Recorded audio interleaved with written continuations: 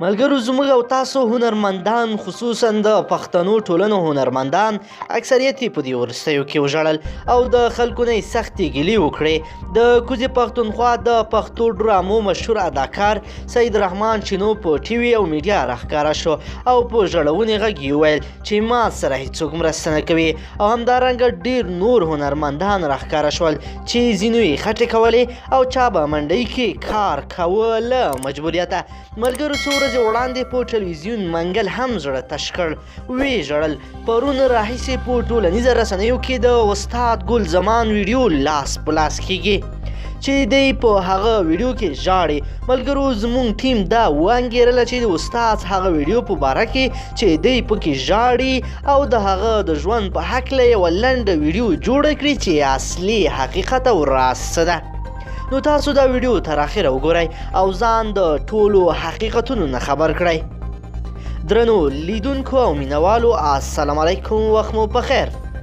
پښتو ژبې نامتو سندرغاړی استاد ګل زمان تازه یوه ویډیو چې په ټولنیزو رسنیو کې خپریږي هغه پکې په ژړغوني غږ وایي چې په کرایي کور کې اوسیږي او 6,000 افغانۍ کرایه ورکوي.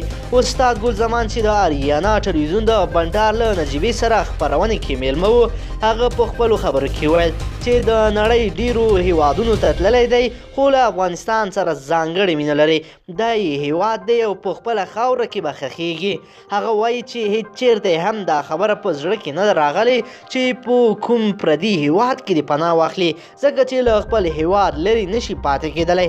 استاد ګل زمان چې د نجیبې سره په دغه خپرونې کې د خپل ژوند په اړه ډېرې ناویلې ویلي دي، هغه دا هم وایي چې د خپل هیواد لپاره 55 کاله خدمت وکړ خو اوس هم خپل کور نه لري او په کرایي کور کې ژوند تیروي.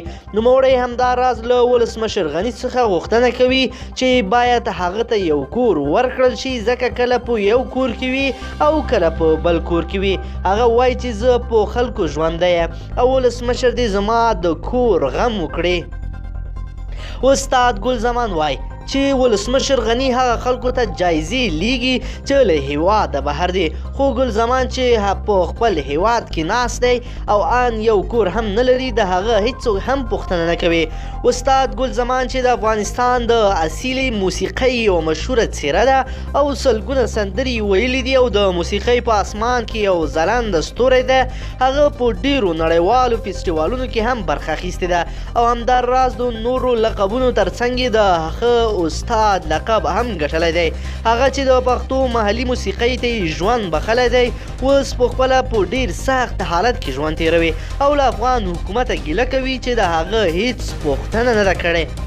درنو لیدونکو که چیرې غواړئ چې له ورته او مهمو پیښو څخه ځان خبر کړئ نو زموږ چینل در سره سبسکرایب کړئ او ویډیو لایک کړئ ترڅو له هرې نوې او تازه ویډیو تر تاسو در ورسیږي او ځان له مهمو خبر کړئ.